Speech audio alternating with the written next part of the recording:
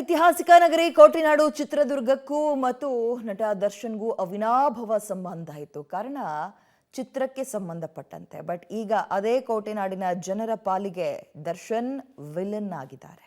ವೀರ ಮದಕರಿಯಾಗಬೇಕಿದ್ದ ದರ್ಶನ್ ಈಗ ವಿಲನ್. ಕತ್ತಿ ಗುರಾಣಿ ಹಿಡಿಯಬೇಕಿದ್ದವ ಈಗ ಕೊಲೆ ಪಾತಕಿ. ಸಂಗೊಳ್ಳಿ ರಾಯಣ್ಣ ಚಿತ್ರದ ಬಳಿಕ ಐತಿಹಾಸಿಕ ಚಿತ್ರ ಎಂದ ತಕ್ಷಣ ಎಲ್ಲರ ಕಣ್ಮುಂದೆ ಬರ್ತಿದ್ದು ನಟ ದರ್ಶನ್. ಹೀಗಾಗಿ ಕೋಟೆನಾಡು ಚಿತ್ರದುರ್ಗದ ಐತಿಹಾಸಿಕ ಹಿನ್ನೆಲೆಯ ರಾಜವೀರ ಮದಕರಿ ನಾಯಕ ಚಿತ್ರದ ನಾಯಕನಾಗಲು 2021ರಲ್ಲಿ ಸಜ್ಜಾಗಿದ್ರು. ಚಿತ್ರದುರ್ಗದ ಖ್ಯಾತ ಸಂಭಾಷಣೆಗಾರ ಹಾಗೂ ಸಾಹಿತಿ BL ವೇಣು ಬರೆದ ಕಾದಂಬರಿ ಆಧಾರಿತ ಐತಿಹಾಸಿಕ ಚಿತ್ರವಾಗಬೇಕಿತ್ತು. ಮದಕರಿ ಪಾತ್ರಕ್ಕೆ ಅತಿ ದೊಡ್ಡ ಮೈಕಟ್ಟು ಹಾಗೂ ಎತ್ತರದಲ್ಲಿ ಅಜಾನುಬಾಹು ಎನಿಸಿದ್ದಂತಹ ದರ್ಶನ್ ಕತ್ತಿ ಗುರಾಣಿ ಹಿಡಿದು ಪಾಳೆಗಾರನ ಪಾತ್ರಕ್ಕೆ ಜೀವ ತುಂಬಲು ಅಣಿಯಾಗಿದ್ರು. ದರ್ಶನ್ ಆ ಪಾತ್ರಕ್ಕೆ ಹೇಳಿ ಮಾಡಿಸಿದ ನಾಯಕ ಅಂತ ಅಭಿಮಾನಿಗಳು ಹೆಮ್ಮೆ ಪಟ್ಟಿದ್ರು. ಕೋಟೆನಾಡಿನ ಜನರಿಂದ ಹಿಡಿ ಶಾಪ.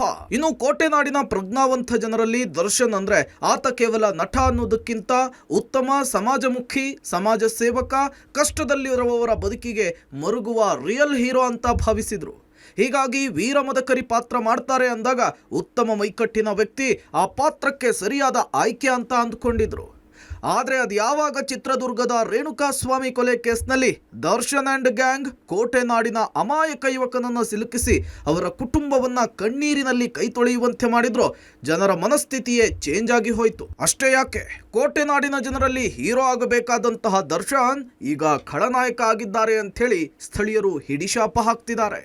ಚಿತ್ರದುರ್ಗ ಅಂತಂದರೆ ಮದಕರಿ ನಾಯಕ ಅನ್ನೋ ಒಂದು ದೊಡ್ಡ ಇತಿಹಾಸ ಇರ್ತಕ್ಕಂಥ ಈ ಚಿತ್ರದುರ್ಗನ ಮದಕರಿ ಚಿತ್ರ ಅಂತಂದು ಹೇಳ್ಬಿಟ್ಟು ಸನ್ಮಾನ್ಯ BL ವೇಣು ಅವರು ಕತೆ ಬರೆದಿದ್ರು.